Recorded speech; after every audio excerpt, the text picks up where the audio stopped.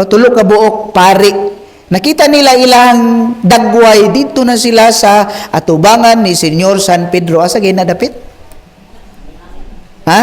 Tuas sa langit. Pag abot dito, gipangutana sila ni Senyor San Pedro, tulo ka pari. Ikaw, unsa man ang imong maayong nabuhat sa kalibutan?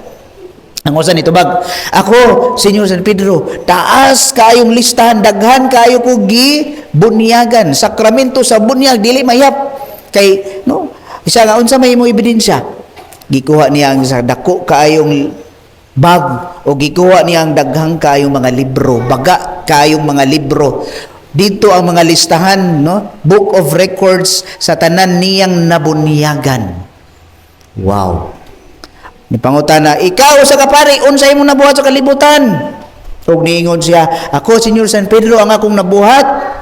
Nagkasal ko, no, nag-solemnize ko og mga kasal, daghan sa kay kong kasal nga nabuhat sa kalibutan, dagag kong nakadawat og sakramento sa kaminyoon. Ebidensya, kuha niya daghang kaayo sa kay mga libro, baga kaayo, pakli, perting daghana, di mayap. Ikaw pare, unsay mo nabuhat sa kalibutan? Ingon siya, Senyor San Pedro, dili mayap ang numbers of series of talks, recollections, retreat, o uban pa, nagwali pa ko, nagpreach pa ko social media, daghan kaayo kog gisultihan, kabahin sa pulong sa Dios. Ebidensya. Tanaw niya siyang bag, sige kuhaon, mas dako iyahang bag nga gikuha. Bugat kaayo, bugat jud, arang bugata. Pagkuha niya usa, unsay nakita? Dalunggan sa mga tao. Kini Senyor San Pedro, mga dalunggan sa mga tao nga nakadungog sa ako ang gisangyawan sa pulong sa Dios. Apan wala nila puy ang ilang nadungog. Sa itubag ni Senyor San Pedro, okay.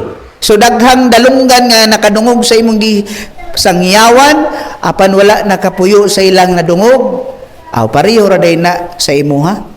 Nga ang imo ra pong dila ang akong dawaton, kay sige raman sa kagiyaw-yaw, wala sa kay nabuhat.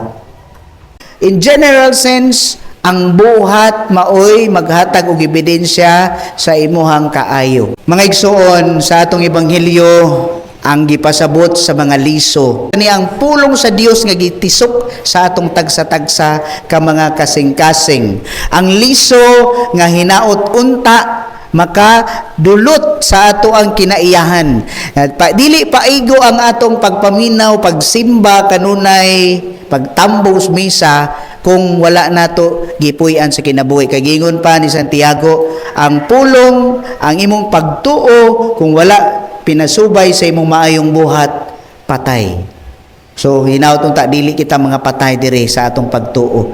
Hinaut unta nga dili lang taman sa simba, hinaut unta nga kining atong pagtuo sa Dios nga kita misalig kaniya atong puy-an, ato ang buhion sa atong kinabuhi. Ug mao na tinuod, balik ta sa mga pangutana kaganiha, makita ang imuhang kamang gihatagon, makita ang imong kaayo ngadto sa uban kung unsa ka karon. Mo agri ka na, balik sa pautana. Kung unsa ang imong, kaya nga naman, mo man nagibasihan nato sa pagbasa nato, the more you give, the more you receive.